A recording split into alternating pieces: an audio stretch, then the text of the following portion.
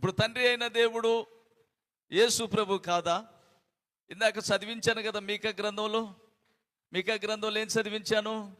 యెహోవా తన పరిశుద్ధ ఆలయము విడిచి భూమి మీద నడవబోచున్నాడు. ఎవరో? యెహోవా. ఆ భూమి మీద నడవబోయేది ఎవరు? ప్రభు అయిన యేసుక్రీస్తు.